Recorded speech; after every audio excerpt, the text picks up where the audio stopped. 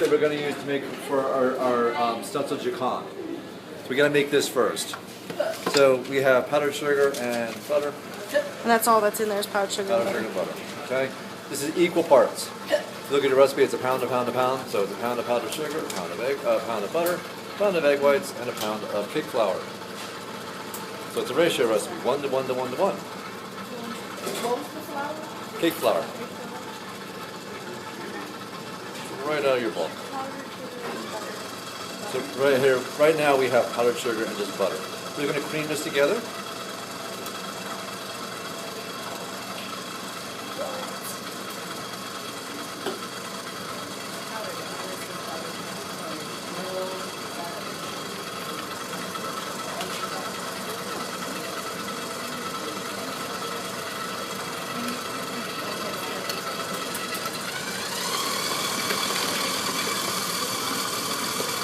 Speed is not high now. No, that would be 5. I started on low speed just because I don't want to wear it. Then you turn on medium speed to cream it. So right now we have here is powdered sugar and butter. So I started on low speed because if I turn on high speed or medium speed, yeah, it's all over the place. It's the mushroom cloud of powdered sugar. So then we turn on medium speed just to cream it.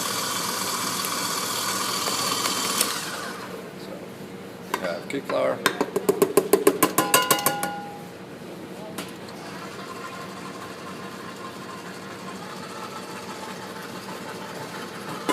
This recipe is just the way I'm doing it is just a little out of sequence of what your recipe says.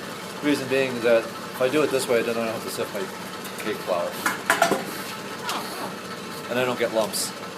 The other way you'll get lumps, and then you have to strain it. So then I have to sift and I have to strain. So I'm using more equipment and more stuff, and it's kind of fun. This is so it's smooth. Smells like butter.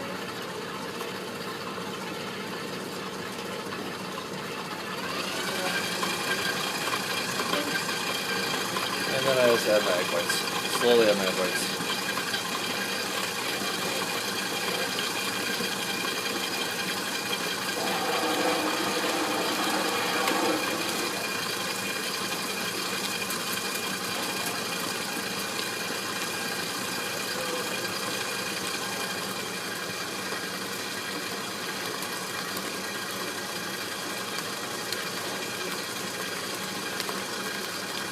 How many egg whites do you use?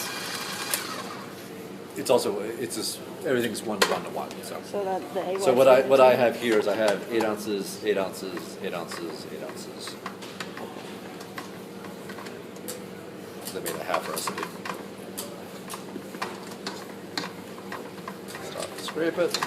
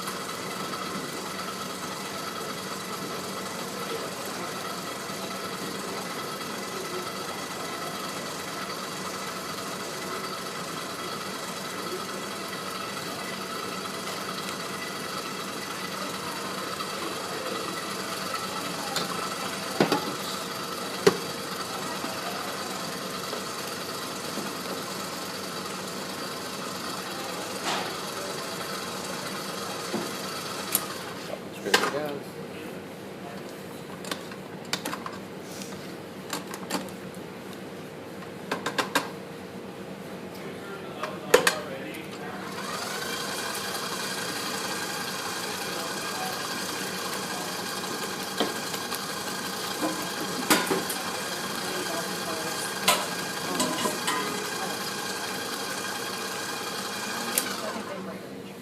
What? It's bright orange, but it's in teal. Yeah, it's a light green. Okay, so it's done. Stencil paste is done. Looks just like twills. It is a twill. That's all it is. It's what it is. Looks just like twills because it is twills. I'm just going to use some of this and color it.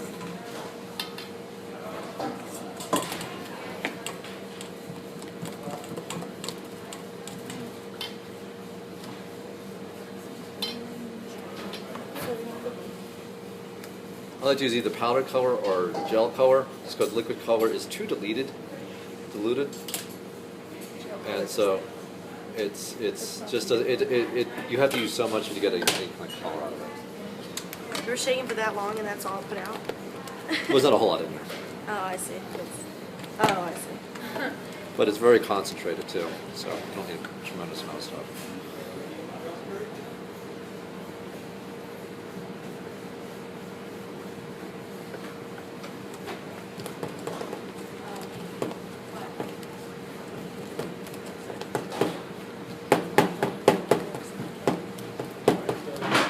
Yeah, it is.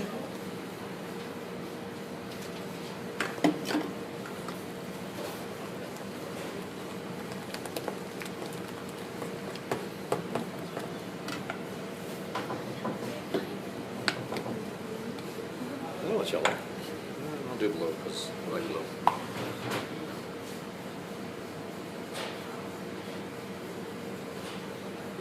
Oops. Very blue. Pretty. Whoa! I love blue. Oh, Whoa! that's my favorite color, blue. Blue. It's super bright blue. It's so sweet. It's my favorite blue. Okay. So, can I borrow someone's silk hat? That's like the color of my car. Oh my gosh. Oh, sorry. Oh. Butterflies really Thank you so much. All right, so silk hat. So I can do this a couple different ways. I can see I'm doing it. I'm doing it on here. The reason I'm doing it on here is that way I can get a. It's much easier for me to get level. If I'm doing it on a sheet pan, then I'm kind of fighting that lip, and so it's hard for me to get level. This way I can get level.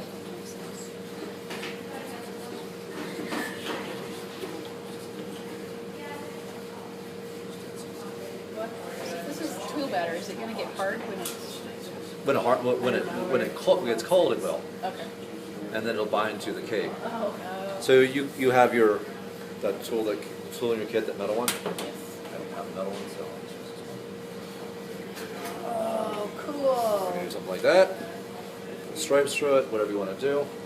What you want to do is, whenever you're doing it, you do want to make sure you go all the way to the mat. You don't want to have this here because you want that really negative space, because you want your batter to fill in that negative space. So that if there's stuff here that didn't go all the way through, that's not quite going to be in that negative space. You also can do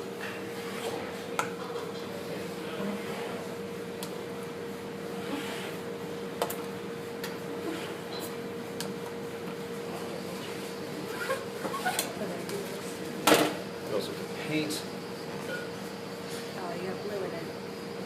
No, it's blue. Just do dots, smudges. What's that? Yeah. Polka dots, or smudges. Something very abstract.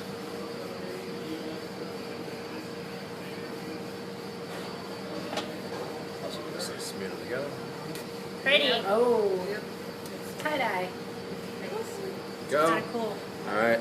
So whatever it is, it doesn't need to be very much on here. So whatever your design is, and you can do a variety of designs on the same pattern. I don't care. It's your pattern. You do whatever you want to do. You have a bunch of colors. You do whatever it is. So then this needs to go into a freezer, and then you'll make your Jaconde sponge. Okay, pretty straightforward. This comes out, put us on a room temperature sheet pan. Okay, room temperature sheet pan, and working very quickly. Spread your Jaconde on top of this. Okay, so you want to be really careful that if you let this defrost and you start spreading it, then you'll start smearing your design. You'll start, I made this beautiful design, and it's like, chevron or whatever you made. And now it's all gone. And now it's all gone. I can't see it. So you want to make sure it's really, really cold and you work really, really fast. Okay. But this is how to stencil Jaconde. And then once it bakes, it takes a very short period of time, like probably about 8 minutes or so.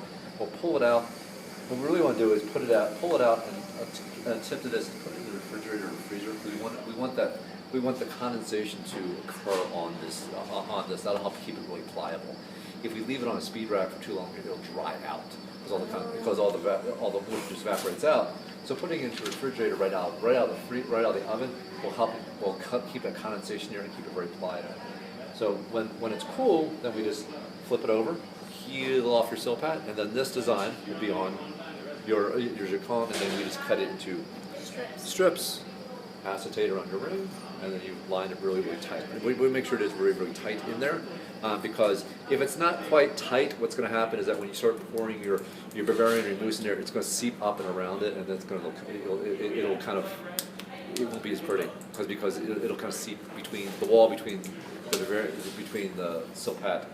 I mean, between your Jaconde and the ring, it will have seeped in between there, so it looks kind of smeared and messy. So it looks nice. Okay, so groups of in our group.